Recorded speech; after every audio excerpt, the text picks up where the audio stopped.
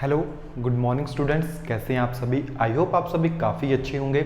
And जैसा कि आपको पता है HPTGT से रिगार्डिंग आप सभी ने हमें कहा था कि सर हमें सिलेबस प्रोवाइड करवाइए, तो इसीलिए आज की वीडियो में हम डिस्कस करेंगे अबाउट सिलेबस।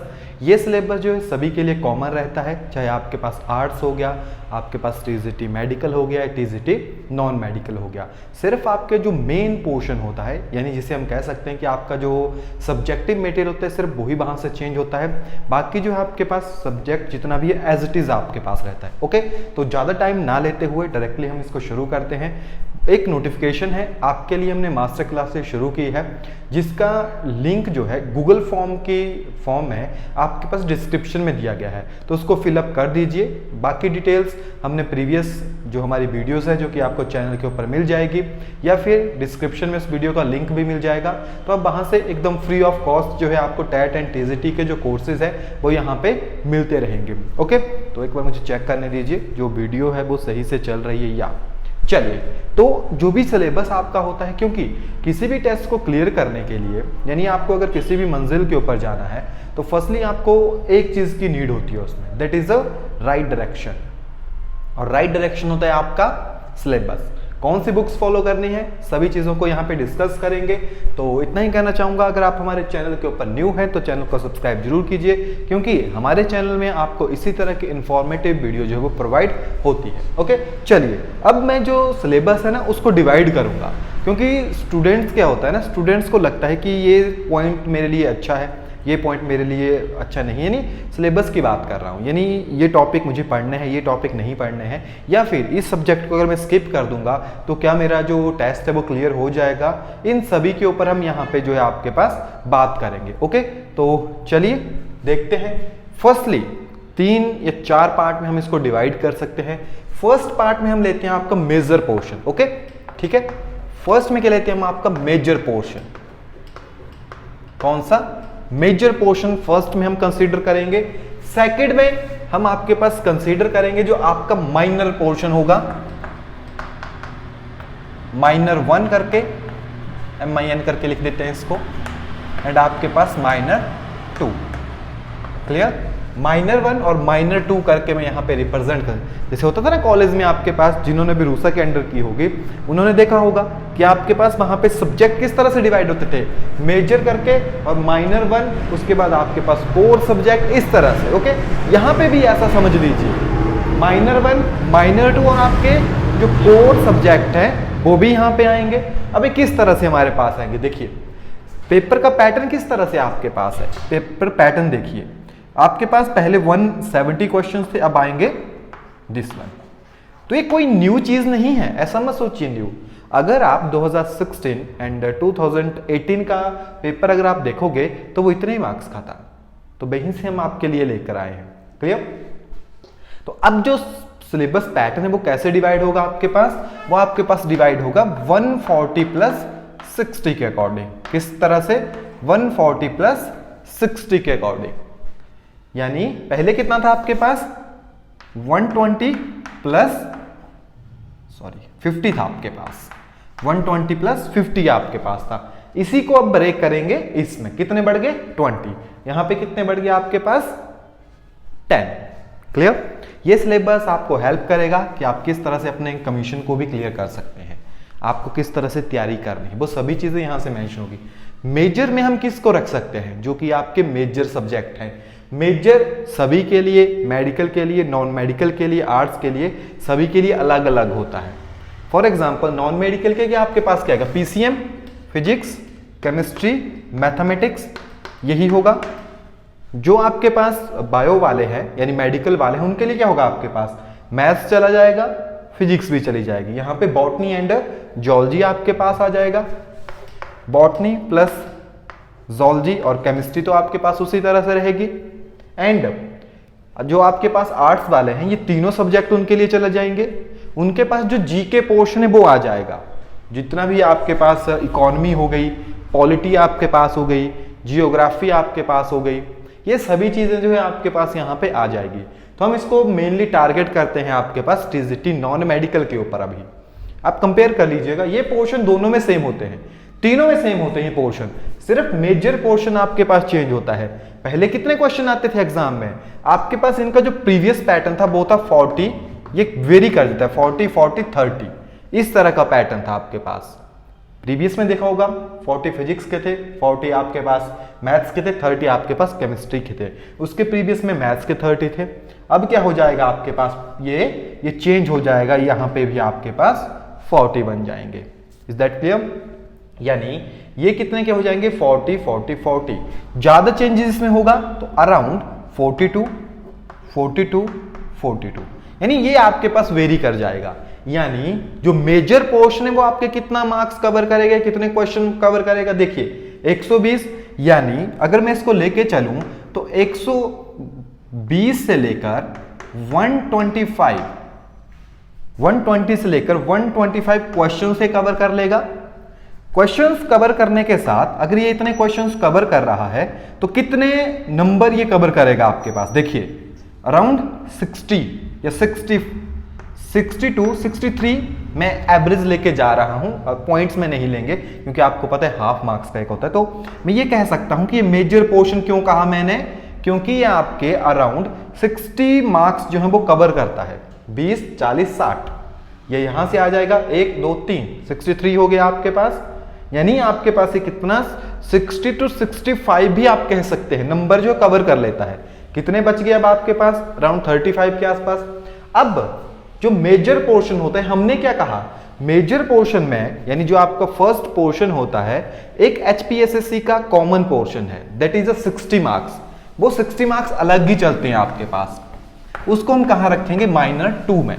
कहां रखेंगे, माइनर 2 में। मेजर में हमने किसको रख दिया आपके पास, जो आपके मेजर सब्जेक्ट है।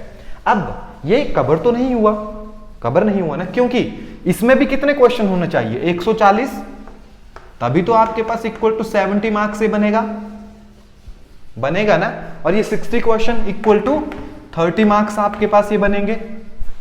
तो मुझे यहां पे 70 बनाना है, यहां पे अभी कुछ बच गया, यानी आपके पास ऐसा मान लो कि 60 है तो 20 क्वेश्चन बच गए, वो कहां हो जाएंगे, वो जाएंगे हमारे पास अब माइनर 1 में। माइनर 1 में क्या डालूंगा मैं, कौन कौन से यहां पे और आते हैं, देखो साइकोलॉजी, पेडागोजी आपके पास, फिर आपके पास नेशनल कमीशंस, ये आपके मेन सब्जेक्ट का पार्ट है। ये हो गया आपके सब्जेक्टिव, ये हो गए आपकी जो बीएड में आपने पढ़ा है सारा। बीएड में ये पढ़ा था, नहीं पढ़ा था, ये पढ़ा था, देखा था। नेशनल कमीशन नामात्र थे, पेडागोजी पढ़ी बस, साइकोलॉजी जो क्वेश्चंस आते हैं वो बीएड में किसी ने नहीं पढ़े होते, वो बीएड में कहां से भी रिलेटेड नहीं होते। Is that clear? तो ये आपके पास बन जाएगा, ये कवर करेगा आपके बाकी जो भी टर्म्स हमारे पास बचती है उन सभी को। तो ये जो आपके पास बच गए, आप देख सकते हैं अराउंड, यहां से मैं मान सकता हूं कि 5 5 5, ये जो मार्क्स है ये मिनिमम टू मैक्सिमम है, इसके अराउंड ही घूमता है, ये फिक्स नहीं होता ना आपके पास कि 5 ही डालेगा, हो सकता है 1 ही डाले, हो सकता है 2 ही डाले, या हो सकता है नहीं डाले, ऐसा नहीं होगा लेकिन, ठीक है।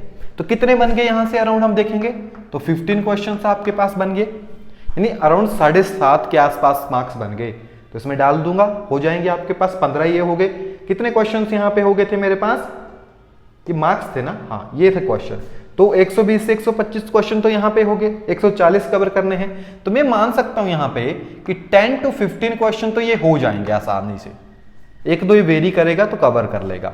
इट मीन 140 तो यहां से बनेगा। ये है आपका मेजर प्लस माइनर 1, जो कि आपका फर्स्ट पोर्शन होता है, जो कि सब्जेक्टिव है। ये सभी को आते हैं, चाहे मेडिकल के होंगे चाहे नॉन मेडिकल के होंगे, ये आपके पास स्पेशली जो अपनी फील्ड होती है वहीं से आते हैं। क्लियर? ये आपके पास हो गया।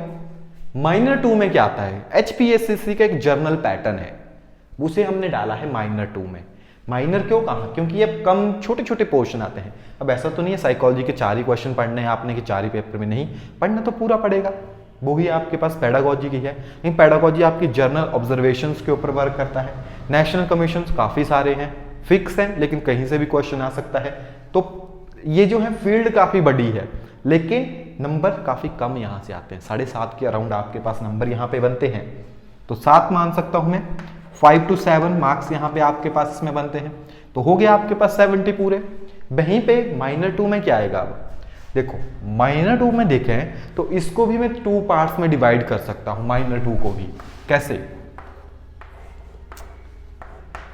इसमें भी मैं कह सकता हूं एक मेजर और एक माइनर। जो HPSCC का कॉमन पैटर्न है उसमें भी आपके पास मेजर और माइनर के साथ चलता है। मेजर में क्या आएगा आपके पास? जिसमें ज्यादा क्वेश्चन आते हैं उसको मैंने मेजर के अकॉर्डिंग रखा है। जैसे आपके पास इंडियन जीके को मैं रख सकता हूं मेजर में। आपके पास HP जीके हो गया, इसको भी मैं मेजर में रख सकता हूं ना। और माइनर में क्या रखूंगा मैं आपके पास? यहां पे चलो जीके है तो करंट अफेयर को भी हम इसी पोजीशन में सेटअप करते हैं। तो माइनर में आपके पास क्या आएगा यहां पे? दैट इज इंग्लिश आपके पास हो गई, हिंदी और आपके पास रीजनिंग। ये फिक्स पैटर्न होता है 4 4 4। इतने क्वेश्चन आपके पास कितने हो गए? ये 12 क्वेश्चन यहां से हो गए। 60 क्वेश्चन आते हैं, कितने बच गए आपके पास? अभी भी 48 क्वेश्चन आपके पास बच गए। अराउंड 30 क्वेश्चन जो है हमें इंडियन जीके के देखने को मिलते हैं। अब ये बढ़ेगा, 30 to 35 भी हो सकता है, 1-2 क्वेश्चन ऊपर नीचे। वहीं पे मैं कहूं तो HP जीके के भी आपको अराउंड 10 to 12 क्वेश्चन अब इसमें देखने को मिलेंगे आराम से, और 5 to 7 क्वेश्चन आपको करंट अफेयर के देखने को मिलेंगे। यानी 12 ये आएंगे और 48 आपके पास ये हो जाएंगे, जो कि कंप्लीट होके आपके पास 30 मार्क्स कंप्लीट करता है। इसमें मेजर पोर्शन कौन सा है? This one, Indian GK and HP GK. कोई भी टेस्ट दे दो चेन बोर्ड का, सभी में यही होता है। Major portion Indian GK and HP GK, mainly this one. 15 marks तो यही अकेला कवर कर लेगा, 15 से 16 मार्क्स, बाकी ये आपके पास कवर करेगा। अब यहां पे एक और चीज नोट कीजिए, ये आपके पास कितने हो गए? 30 to 70 हो गया कंप्लीट आपके पास 100। That is a full syllabus. क्या है आपके पास? ये फुल सिलेबस है। यहां से आपका पूरा का पूरा। अब देखो पढ़ना कैसे होता है, ये पोर्शन कंपलसरी है।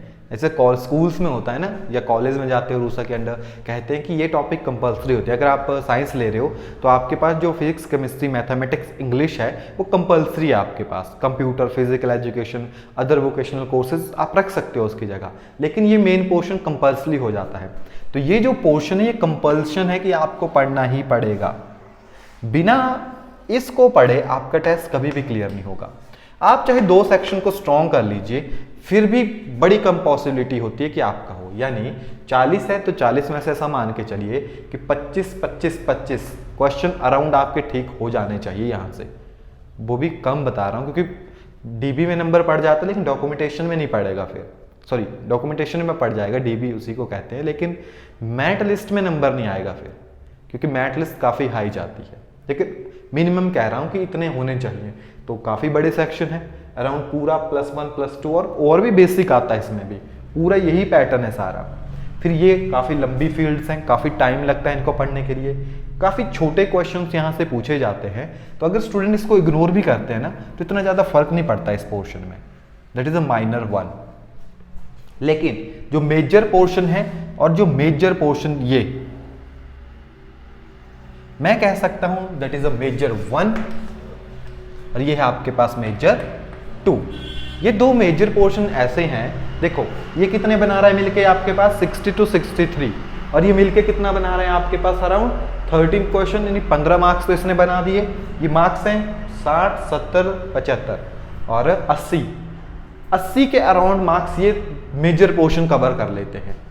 क्लियर? जो मेजर पोर्शन है वो 80 के अराउंड जो है आपके पास मार्क्स को कवर कर लेते हैं। बाकी कुछ पोर्शन ये कवर कर लेगा, कुछ पोर्शन ये कवर कर लेगा। करंट अफेयर भी काफी बड़ा है, ये सभी चीजें। ओके, तो ये पढ़ना कंपल्शन हो जाता है। इजी क्वेश्चंस यहां से आते हैं, लेकिन पढ़ना तो पड़ेगा क्योंकि ये छोटे छोटे पोर्शन, लेकिन जिसे कह सकते हैं नंबर गेन नहीं। ये पूरा जो माइनर 2 है ये कंपल्शन पोर्शन होता है, ये काफी इंपॉर्टेंट पोर्शन है, इसको आपको पढ़ना ही पड़ता है।